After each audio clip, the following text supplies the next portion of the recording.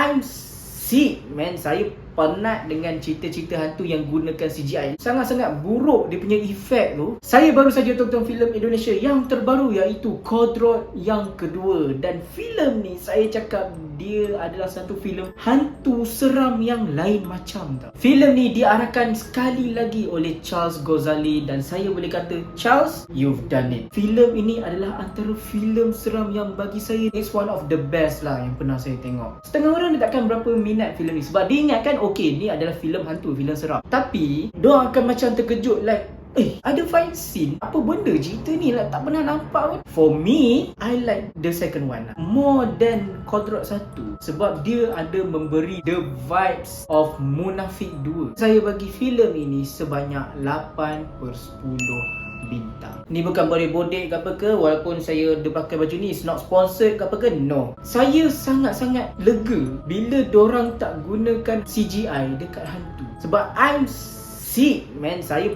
penat dengan cerita-cerita hantu yang gunakan CGI. Sangat-sangat buruk dia punya efek tu. Tapi filem ni tak, dia guna praktikal. Bagus, that's a great thing. Lepas tu jump scare dia, okay, saya boleh jujur, jump scare dia tak banyak. Tapi once jump scare dia ada, it hits tau. Dan filem ni pun ada dia punya kelakar dan ada dia punya action. Action dia macam kalau korang tengok filem The Raid. Dia tak adalah sampai The Raid, tapi koreografi yang diorang buat tu sangat-sangat style. Dan bercakap pasal action pula, kita pergi kepada the main character tu lah, Vino G. Bastian sebagai Ustaz Kodrat. Oh, dia ni lain macam lah, saya cakap. Daripada kalau korang pernah nampak filem Gampang Cuan, Incel Miracle No. 7, tak silap saya nama dia, lain lah dia. He's like totally different person lah. Membacakan ayat Al-Quran, berdialog dengan jin iblis tu, saya rasa that's iblis. How he choreograph his fight, style. Dan kemudian the legend actor Acha Septriasa, dia sebagai Aziza pun fenomenal.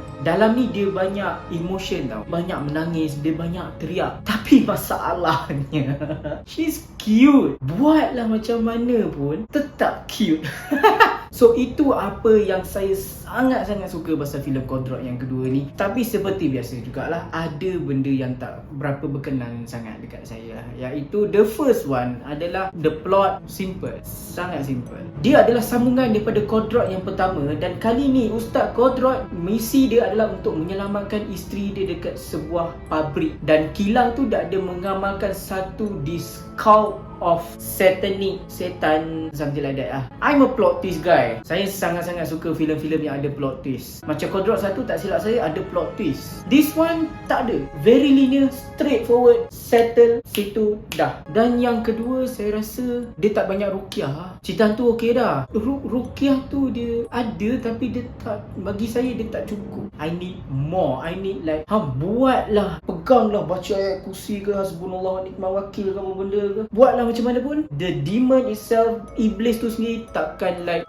settle, vanish. I need a stronger villain. So itu saja saya punya review dan pendapat tentang filem Kodrat yang kedua.